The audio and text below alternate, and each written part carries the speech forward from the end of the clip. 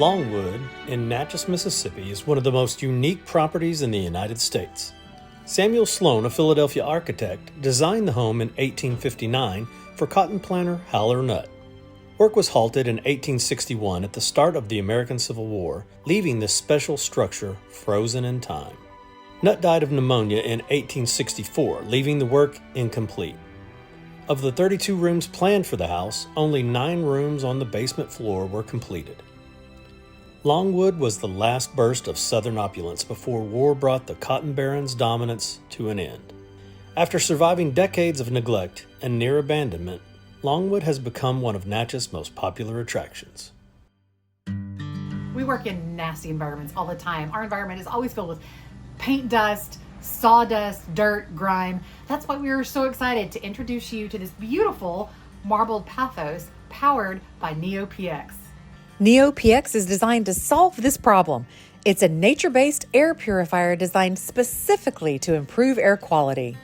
NeoPlants brings together the world's most accomplished bioengineers to put nature at the heart of innovation to fight air pollution.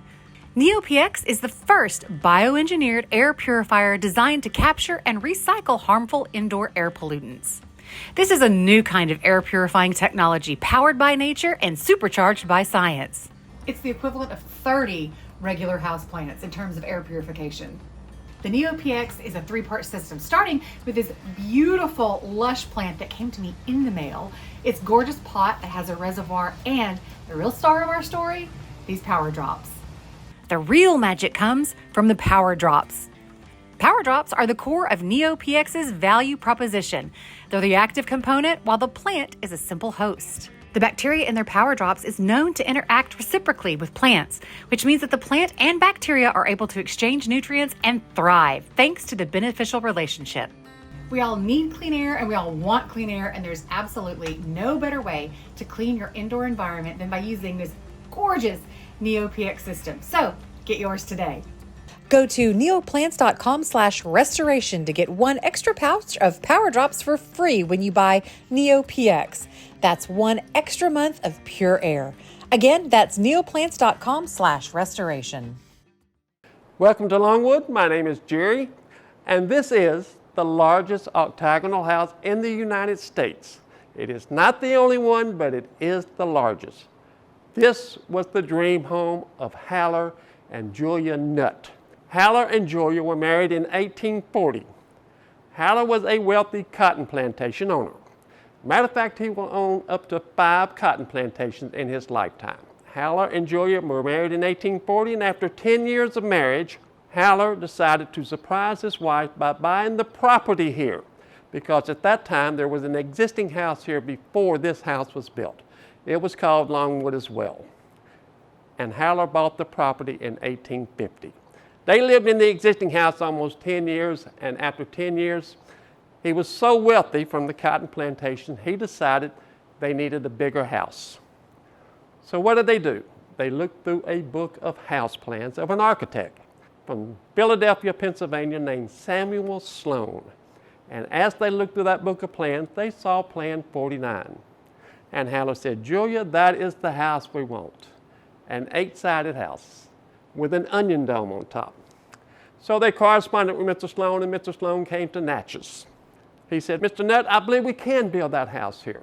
We'll demolish the existing house. And Haller said, well, wait a minute, Mr. Sloan. Your plan called for 4 levels. Mr. Sloan, that is not big enough.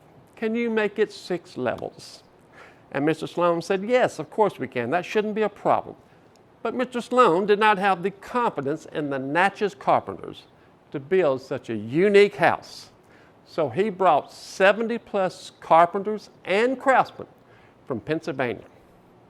Construction on this house started in 1860, and after 18 months, the exterior was practically finished. After the 18 months, though, the Civil War starts. Now, those workers from Pennsylvania thought, fellas, we are in a bad spot. And they wanted to go back home. And of course, Haller said, well, go back home, go back north. The war is only going to last a couple of months, and you can come back and finish the house. Of course, that didn't happen. So what he did do, he hired local carpenters to come and finish the first level of the house, which is referred to as the basement level.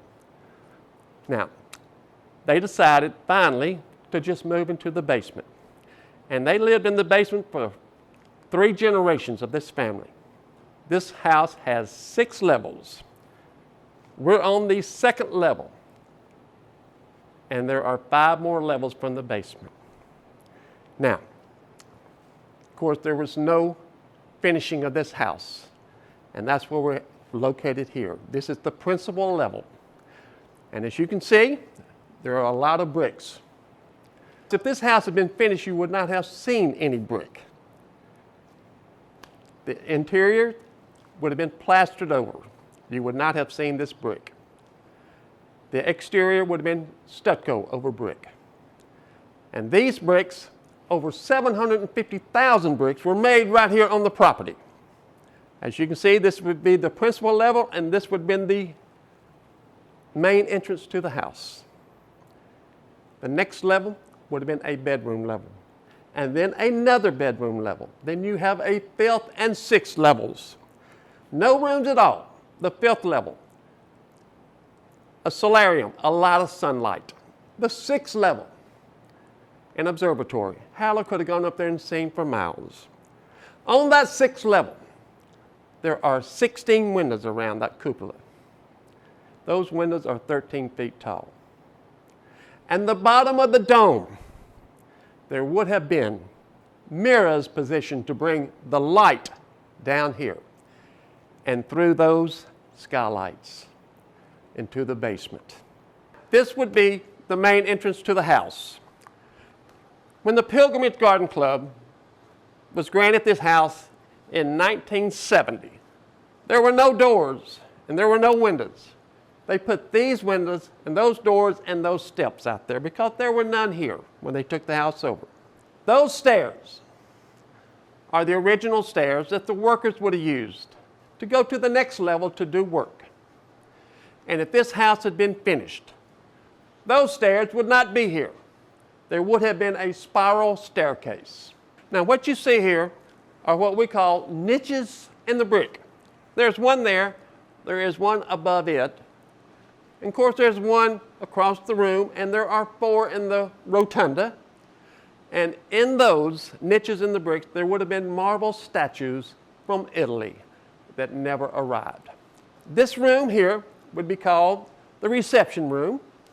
Of course, if you look in there, you will see an original worker's bench, kerosene cans, paint cans and nail kegs, miter boxes, and other implements of the workers that were left in 1861 when the war broke out. What you see here, there are 8 skylights because the house is open all the way to the bottom of the dome. The very bottom of the dome, there would have been mirrors positioned to bring the light down here and through those skylights where the basement would have light. This room would have been the dining room. But what you do see is a lot of bricks. But if this house had been finished, you would not have seen any brick at all. It would have been plastered in here, stucco on the outside. You would not have seen what we call a 5-sided brick. Now, the 5-sided brick, to make this angle, that's 1 brick. Maybe today they would have used 2 bricks, I'm not sure. You would not have seen this if the house had been finished. And as you could see, those workers had no idea that we'd be standing here today looking at their brickwork. Now, the exterior walls are 26 inches thick. Inside the 26 inches is 5 inches of airspace. Haller Nutt thought about window shutters because all the windows and doors have arches. He would not like the way those shutters would look when they were open because of the arch. But he knew about the 5 inches of airspace, so he suggested the pocket shutter. This would have been louvered to cover the entire window. Of course, the Pilgrimage Garden Club put this here so we could demonstrate that. This room would have been a family room. Matter of fact, it would have been a library. But what you see here is the original finial or spire that was on top of the dome in 1861. That would have been part of it. It had been about 20 feet tall. When the garden club took the house over, there were pieces of this laying on the roof, so they took it down or it fell. This is made out of pine. You notice the woodpeckers liked it. They did hire an architect from New Orleans to come and make molds of it. They put those molds together and filled that with fiberglass, and that's what's up there today.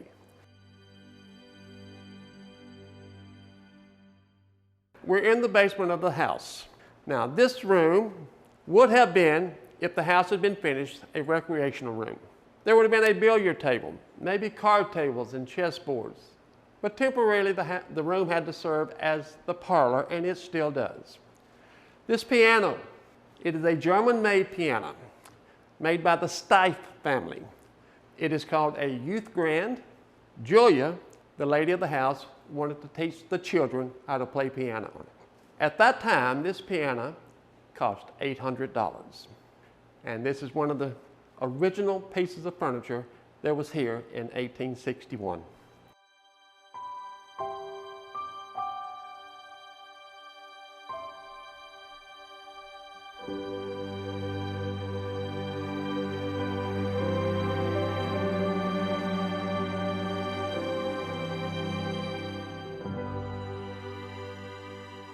After leaving the parlor, we're in what would have been the smoking room. If you notice, there would be a door on each end, and they do open to the outside. But this room had to serve temporarily as the primary bedroom. At that time, they would have what they would call the necessary. We would call it the outhouse, and it's located right over the hill. Julia was not crazy about going to the outhouse, so she had this made, and this is original. How nice is that? Right next to the bed. And when not in use, it makes a nice chair.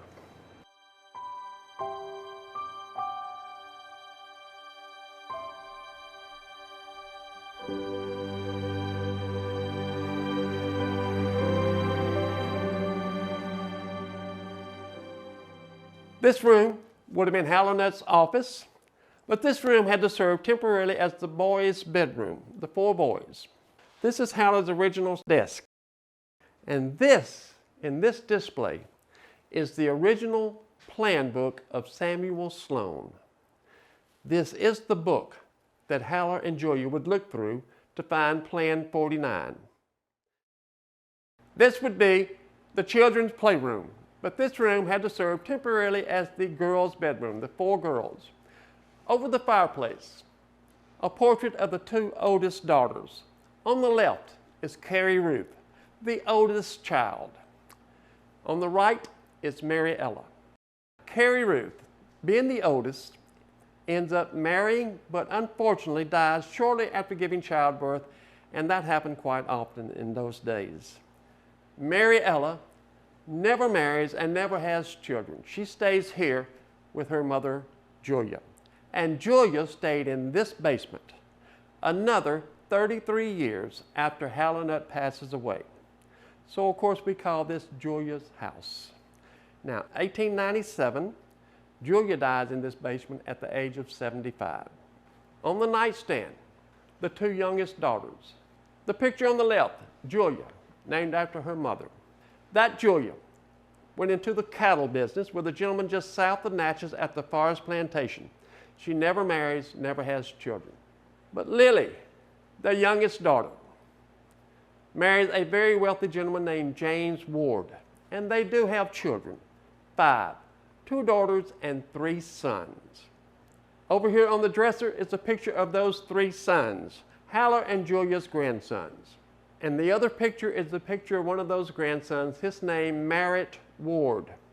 And if you look, you can see that Merritt is standing on a wooden ramp in front of this house because there were no steps, there were no doors, and there were no windows on any level above us. Merritt was the last grandson to live in this basement. The family fortune was gone. Merritt did not have the money to put into this house. It was falling apart while he was living here. And after he died in 1939, the house stayed pretty well vacant for almost 30 years, falling apart until 1968, when a gentleman from Austin, Texas named Kelly McAdams came and bought this house, and he did not buy it to live in. He was very, very wealthy. He spent 2 years restoring this basement. And after the 2 years, in 1970, he grants the house to the Pilgrimage Garden Club of Natchez. 2 conditions. 1, the Pilgrimage Garden Club has to open the house for tours. 2, they can never finish it because Mr. McAdams wanted the world to know and see what happened to the Southern economy, to this family, and to this house. By 1971, it became a National Historic Landmark, and it has reached museum status. Now, this room would have been a servant's hall, because at that time, your kitchens were separate from the house. The food would have been brought here. Of course, this had to serve as the dining room. And if you notice, the punkah, P-U-N-K-A-H, punkah. In India, that means fan. In the South, we call it a shoe fly. Someone pulling the rope, causing a breeze, not necessarily to keep cool, to keep flies and bugs away from the food. The china that you see is all a period, but not original. We have one piece that is original, and that belonged to the Nutt family. That is old Paris china.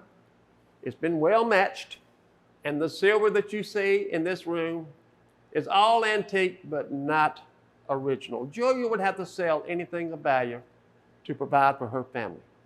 When Haller Nutt bought this property, he ordered a lot of furniture and a lot of different items to go in this house, but due to the war and blockades, a lot did not arrive, but 80% of the items in this house and the furniture is original. For instance, the kitchen being separate from the house. As they brought the food from the kitchen, the food might get cold. This is the remedy for that. Put the plates here. Turn it toward the fireplace.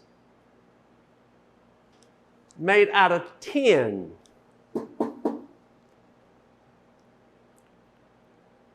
course, it would keep their tea or coffee warm. Now, this is a portrait of Frederick. And that is one of two known formal portraits of enslaved people in Mississippi, because they just didn't do that in those days. The portrait was done in the 1840s. We're not sure what year, but we do know the artist C.R. Parker died in 1849. Frederick was considered Haller's manservant. I'm going to call him Haller's best friend. The reason why: Frederick and Haller grew up together on Haller's father's plantation in Rodney, Mississippi. The name of that plantation, Laurel Hill Plantation. I'm sure as young boys they would learn to hunt and fish and ride horses, and as they grew, yes, he became Haller's manservant. 1863, Mr. Lincoln's Emancipation Proclamation. The enslaved were freed. Frederick stays with the Nutt family. After Haller passes away in 1864, he stays with Julia and the children. He had been part of this family for so long. A very special person. At that time, here in Natchez, Mississippi, there were more millionaires per capita than anywhere else in the United States, with the exception of New York City. And it was mostly from cotton plantations.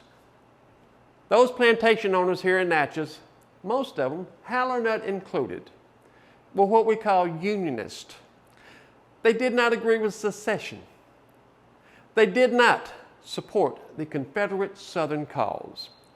And it was not for political reasons, it was for economic reasons. There was a lot of money to be made with the North. And for that reason, at the beginning of the Civil War, and I do have to say this, you probably didn't read this in your history books. At the beginning of the Civil War, the federal government issued many of these plantation owners, Haller Nutt included, what we call protective papers. Papers saying their plantation property would not be destroyed during the Civil War.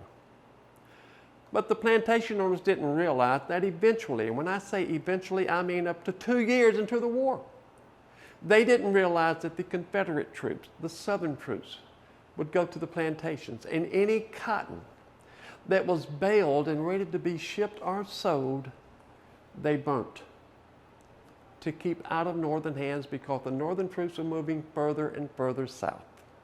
And when the Northern troops got this far south, they did even worse.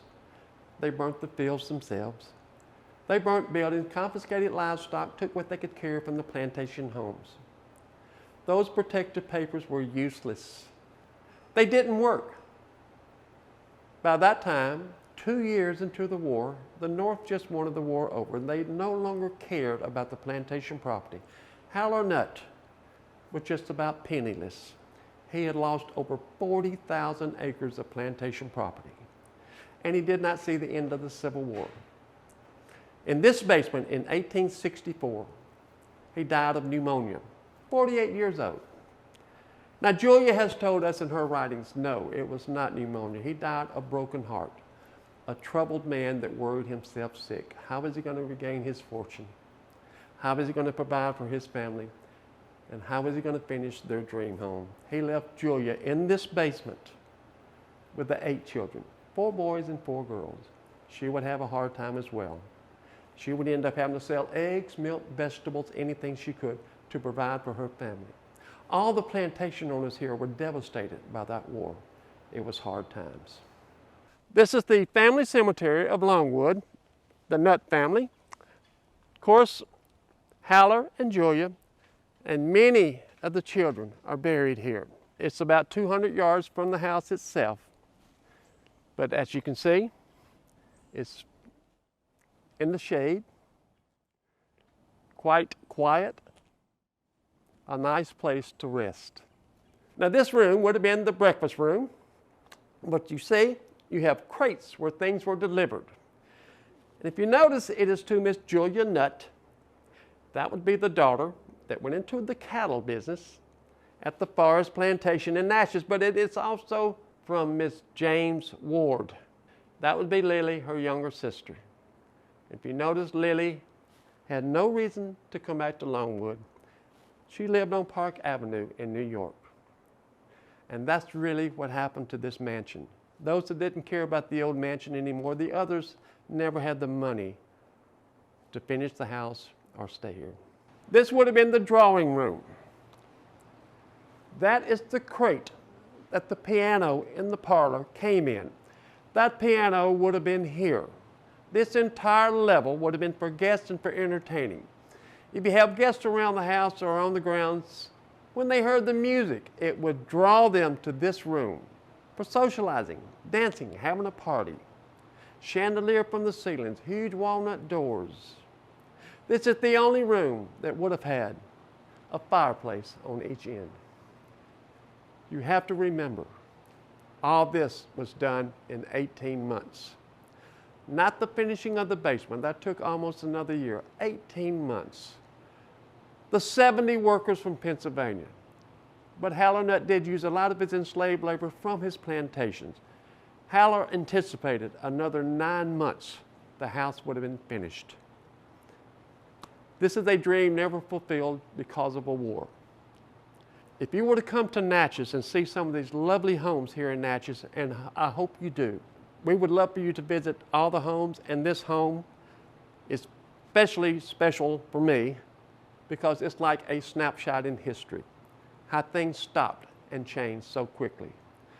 And for the Nutt family, I'm sure it seemed like it happened overnight.